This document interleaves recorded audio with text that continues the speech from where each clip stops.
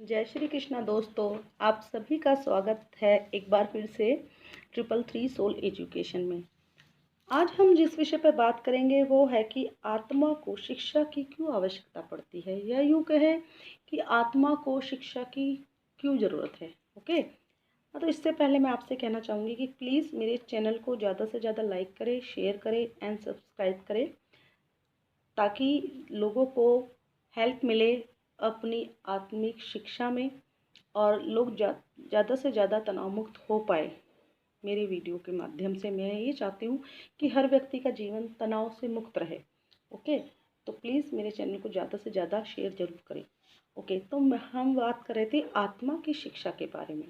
देखिए क्या होता है कि हम सभी भौतिक स्तर पर तो बहुत अधिक शिक्षित हो जाते हैं, लेकिन आध्यात्मिक स्तर पर बहुत पिछड़ जाते हैं। जबकि होना ये चाहिए कि हमको दोनों स्तरों पर ही सफलता प्राप्त करनी चाहिए, और यही एक सफल जीवन का सारांश है, या ये कहे कि एक सफल जीवन यही है। ओके, लेकिन हम क्या करते हैं, हम भौतिकता में इतने उलझ जाते हैं कि आध्यात्मिक ता को एकदम से नेगलेक्ट करके रखते हैं, अपनी लाइफ से अवॉइड करते हैं। ओके, तो क्या होता है कि इस तरीके का जो जीवन होता है वो हमारे जन्म और मरण का कारण बनता है। ठीक है, देखिए मोक्ष क्या है।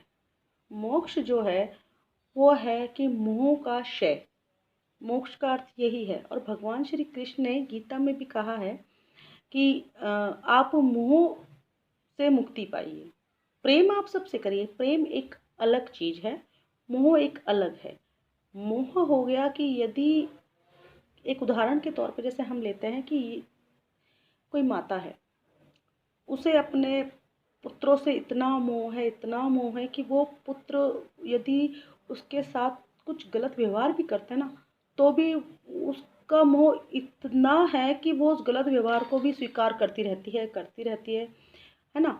लेकिन उन वो मोह उनका छूट नहीं पाता। ठीक है, तो ये मोह है। ठीक है, प्रेम क्या है कि वही माता अपने पुत्रों को भी इतना ही प्यार करती है, और यदि कोई जानवर, कोई पशु पक्षी या कोई और भी बालक उसको नजर आए तो उसके लिए भी उसके मन में उतना ही प्रेम है जितना अपने बच्चों के लिए। तो ये प्रेम है। ठीक है, तो मोह और प्रेम में ये अंतर होता है।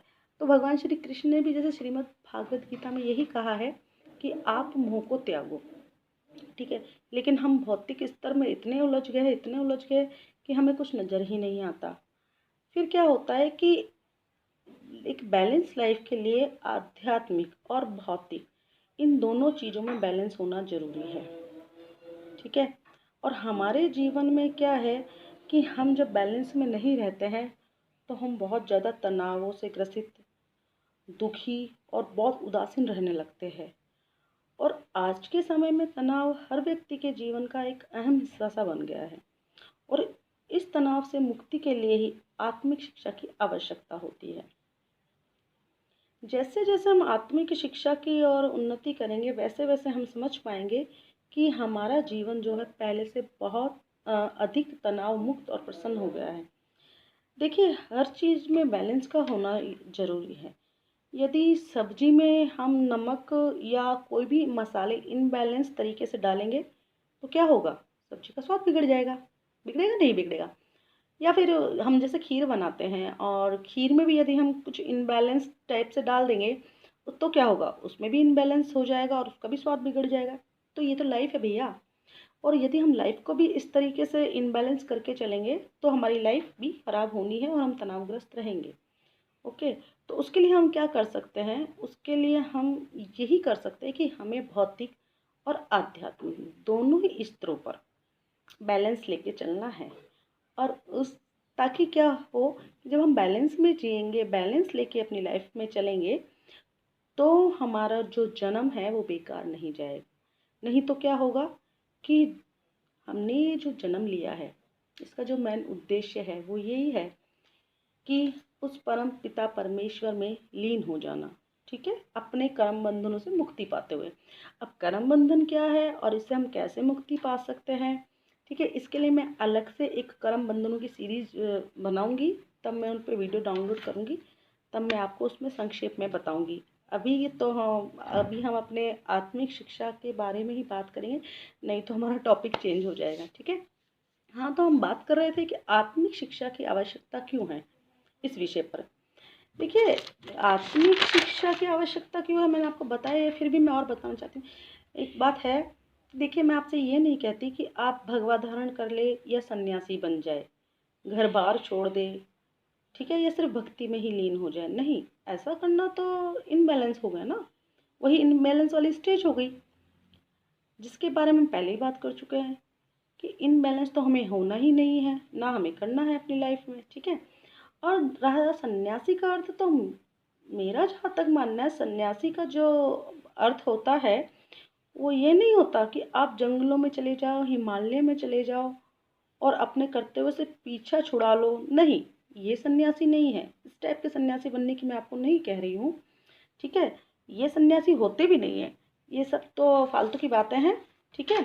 सन्यास का जो वास्तविक अर्थ जो मेरे हिसाब से होता है और जो मैं सोचती हूँ, ठीक है, वो मैं आपको बताना चाहूँगी कि हमारे जो बुरे विचार होते हैं, बुरी वाणी होती है, बुरे कर्म, छल, कपट, मोह, लोभ, दूषित क्रोध, ठीक है।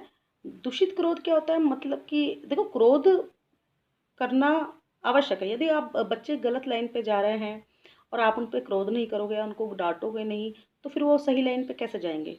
तो ये नहीं कह रही कि आप बिल्कुल ही क्रोध करना बंद कर दो, जहाँ जायज़ है वहाँ गुस्सा दिखाओ, लेकिन मैं दूषित क्रोध की बात कर रही हूँ। देखिए, मैंने दूषित शब्द का प्रयोग किया है, वो इसीलिए किया है। दूषित क्रोध मतलब कि ऐसा क्रोध जो किसी के लिए जायज़ ना हो। ओके, तो उस क्रोध के लिए मैं कह रही हूँ।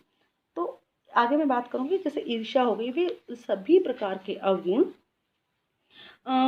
जिनसे किसी की आत्मा को चोट पहुंचे, पहली बात है ना।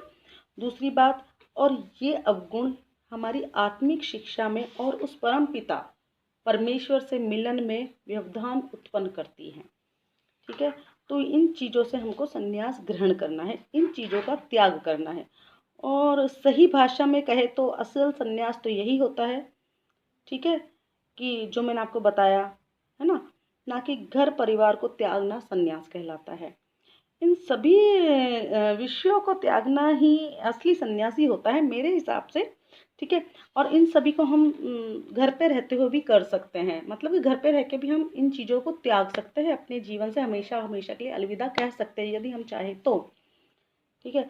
और यही फर्स्ट पहली बात है, आत्मिक शिक्षा के लिए बहुत ज़रूरी है कि हमें इन सब चीज़ों का तो त्याग करना ही पड़ेगा, जो कि मैंने आपको बताया। दूषित विचार है, बुरे कर्म है, छल है, कपट है, मोह है, लोभ है, ये सभी जो चीज़ें हैं, जो सभी अवगुण हैं, उनको हमें त्यागना पड़ेगा। ठीक है।